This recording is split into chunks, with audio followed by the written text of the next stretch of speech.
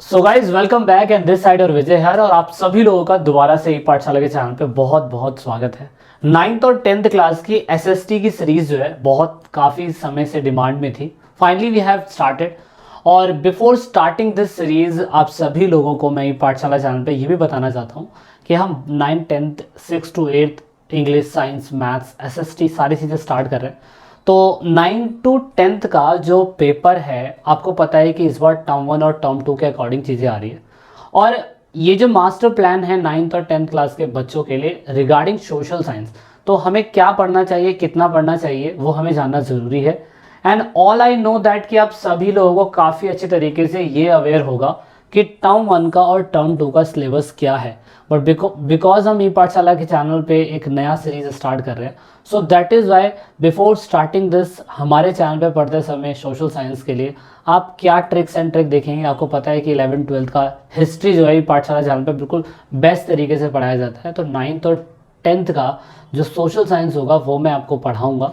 तो before starting this video या before starting this we need to calculate, हमें पहले समझना ज़रूरी है कि ई पाठशाला के चैनल पे जो आप टर्म 1 और टर्म 2 के अकॉर्डिंग चीज़ें पढ़ने वाले हैं तो वो क्या है, तो हमें वो जाननी ज़रूरी है क्योंकि टर्म 2 जो है वो पेपर के अंदर आएगा और टर्म 1 पेपर के अंदर नहीं आएगा। सो दैट इज़ वाई हमें जानना ज़रूरी है कि टर्म 2 के सिलेबस क्या है, टर्म 2 में क्या क्या चीज़ें आएंगी। तो मैं 9th से स्टार्ट करूँगा, 10th में बताऊँगा।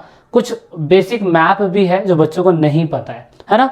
तो ये हो गया हमारा कोर्स कंटेंट, 9th का हो गया, ठीक है। 9th का हो गया कोर्स कंटेंट जिसमें साइंस आपका क्या कहते हैं हिस्ट्री है, पॉलिटिकल है, उसके बाद आपका क्या कहते हैं ज्योग्राफी है, इकोनॉमिक है। सारा पढ़ने की ज़रूरत नहीं है, आपको सारा पढ़ने की बिल्कुल भी ज़रूरत नहीं है। जिसमें से आपने क्या करा, 9th क्लास का अगर आप हिस्ट्री पढ़ने जा रहे हैं तो 9th क्लास में एक ही चैप्टर नहीं है, एक socialism in the Europe and the Russian revolution. Basically इसमें रशिया रेवोल्यूशन की क्रांति से रिलेटेड है जो 1917 में स्टार्ट हुई थी, फाइनली 1919 में इसको कामयाबी मिली थी और किस तरीके से रशिया में सारा अंबार चलता रहा वो हम समझने की कोशिश करेंगे। दूसरा नाजिज्म एंड द हिटलर की पूरी कहानी है इसके अंदर कि हिटलर किस तरीके से आगे आया, किस तरीके से तानाशाह बना, किस तरीके से जर्मनी खतरे में थी फिर दोबारा खतरे में आ गई, जिप्सीज जूस के बारे में। मतलब हिटलर के बारे में अगर आपने कुछ नहीं जाना तो आप कुछ नहीं कर सकते। मतलब जिस तरीके से इंडिया के अंदर गांधी के बारे में जानना जरूरी है, गांधी जी के बारे में जानना जरूरी है, वैसे हिटलर के बारे में भी जानना जरूरी हमारे लिए हमारी क्लास 9th में हिस्ट्री में जरूरी हो जाता है। और उसके बाद अगर हम कॉन्टेम्प्रेरी इंडिया की बात करें, जैसे आप क्या कहते हैं, मैं कह सकता हूँ ज्योग्राफी वाला पार्ट आप इसे बोलते हैं, तो उसमें ड्रेनेज सिस्टम आएगा। ड्रेनेज सिस्टम बहुत आसान है, मतलब कहाँ पे जो हमारा जल प्रवाह तंत्र है उसके बारे में इसमें बताने की कोशिश करी जाएगी। तो मेजर रिवर्स, ट्रिब्यूटरीज, लेक, उसके बाद जो रिवर्स होती है वो किस तरीके से भारत के इकोनॉमी की मदद कराती है, आज की डेट में रिवर किस तरीके से पॉपुलेटेड होती जा रही है, पॉल्यूशन से भरती जा रही है, तो उसको कैसे ठीक किया जा सकता है, सरकार ने क्या क्या मेजर कॉन्सेप्ट अपना रखे हैं, वो सारी चीजें। उसके बाद इंडिया में ऑफ कोर्स ये देखा जाएगा क्लास 9th में क्लाइमेट, जलवायु, कि कैसा रेनफॉल कहाँ पे होता है, कैसा क्लाइमेट कहाँ पे होता है, वो हम देखने की कोशिश करेंगे। और उसके बाद सबसे इजी चैप्टरों में से natural vegetation and wild life. Natural vegetation and wild life में ऑफ कोर्स हमें वनस्पति, जीव जंतु, उनके संरक्षण से रिलेटेड किस तरीके की कहाँ पे वेजिटेशन देखने को मिलती है, वनस्पति जलवायु कहाँ पे कैसी है, वो हम देखेंगे। डेमोक्रेटिक पॉलिटिक्स के अंदर हमारा इलेक्शन से रिलेटेड चैप्टर है और दूसरा वर्किंग इंस्टीट्यूशन का मतलब होता है कि मतलब जो संस्था होते हैं, विभाग होते हैं, उसमें जुडिशरी का क्या काम है, एग्जीक्यूटिव का क्या काम है, लेजिस्लेचर का क्या काम है, वो हम इस पार्ट में देखने की कोशिश करेंगे। बेसिकली पार्लियामेंट किस तरीके से फॉर्म करता है। लास्ट अगर इकोनॉमिक की बात करें तो एक ही चैप्टर आ रहा है, पॉवर्टी एज अ चैलेंज। आज की डेट में सरकार भी पता नहीं लगा पाई कि गरीबी क्या होती है, लेकिन अब क्या करें, ये आपको सिनेरियो बताएंगे, ग्लोबल सिनेरियो, इंडिया का सिनेरियो, सारी बातें आपको इसमें बताने की कोशिश की जाएगी। ओके, सो फिर उसके बाद मैप है कुछ इसके अंदर, ठीक है। मैप में अगर हिस्ट्री का मैप पढ़ोगे तो मेजर फर्स्ट वर्ल्ड वॉर पता होना चाहिए किसके किसके बीच में, तो कंट्री कौन कौन सी है, हिटलर का इलाका पता होना चाहिए, एक्सेस अलायंस नेशंस आपको पता होना चाहिए, तो उसको फिल करना आपको आना चाहिए, ठीक है। उसके बाद क्या कहते हैं ज्योग्राफी से रिलेटेड ड्रेनेज सिस्टम में रिवर पूछ लेंगे। उसके बाद आपको हिमालयन रिवर के बारे में, पेनिनसुलर रिवर के बारे में, लेक्स कहाँ पे कितनी है, क्लाइमेट में कहाँ से कितने सेंटीमीटर कहाँ पे बारिश होती है वो जगह पता होनी चाहिए। नेचुरल वेजिटेशन वाइल्ड लाइफ में कहाँ कहाँ पे कैसी वेजिटेशन देखने को मिलती है, नेशनल पार्क कौन से हैं, नेशनल बर्ड्स की सेंचुरी कहाँ पे, मतलब कहाँ कहाँ पे बर्ड्स का हमें उद्यान देखने को मिलता है, कहाँ पे वाइल्ड लाइफ का देखने को मिलता है, ये ठीक है ना, ये हमें जानना जरूरी है। क्लास 10th की अगर बात कर ली जाए तो क्लास 10th के अंदर टर्म 1 जो आ चुका है वो हमें पढ़ने की जरूरत नहीं है, और अब हमें टर्म 2 पढ़ने की जरूरत है। ये टर्म 1 है, अब हमें टर्म 2 पढ़ने की जरूरत है, और टर्म 2 जो है वो मैं आपको दिखाता हूँ। टर्म 1 के चैप्टर्स आ चुके हैं, टर्म 2 है, तो इसमें नेशनलिज्म इन इंडिया, इसमें दिखाने की कोशिश करी जाएगी किस तरीके से गांधी जी 1915 के अंदर आए, और 1915 के बाद गांधी जी ने 1947 के बाद भारत को आज़ादी दिलाई, तो उसके बीच का सारा टाइमलाइन इसके अंदर हमें देखने को मिलेगा।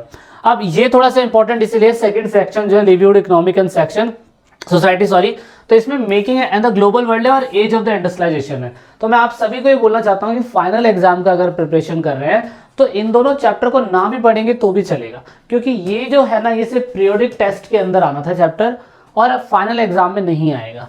तो आप इन्फॉर्मेशन के लिए पढ़ सकते हैं, बट अगर पेपर की प्रिपरेशन कर रहे हैं तो इतना आपके लिए ज़रूरी नहीं है।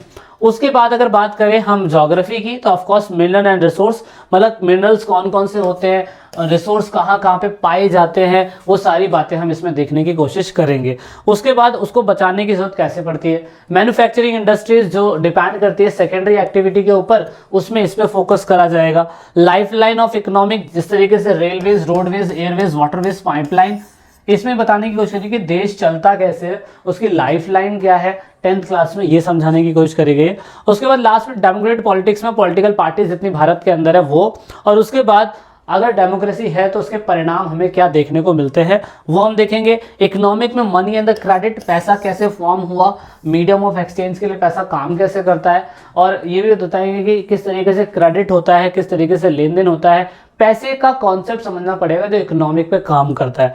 उसके बाद globalization and Indian economic, globalization मतलब वैश्वीकरण, और उससे भारत की अर्थव्यवस्था को क्या प्रभाव पड़ा वो हम देखने की कोशिश में करेंगे। और लास्ट में अगर मैप की बात करी जाए तो नेशनल इंडियन मूवमेंट से रिलेटेड हमें पता होना चाहिए कि कहाँ कहाँ पे कांग्रेस के, इंडियन नेशनल कांग्रेस के सेशन हुए थे वो। उसके बाद important centres of Indian national movements कहाँ कहाँ पे गांधी जी के द्वारा मूवमेंट चलाए गए वो। उसके बाद अगर मिनरल रिसोर्स की बात करें तो कहाँ कहाँ पे थर्मल प्लांट है, कहाँ पे न्यूक्लियर प्लांट है, वो पता होना जरूरी है।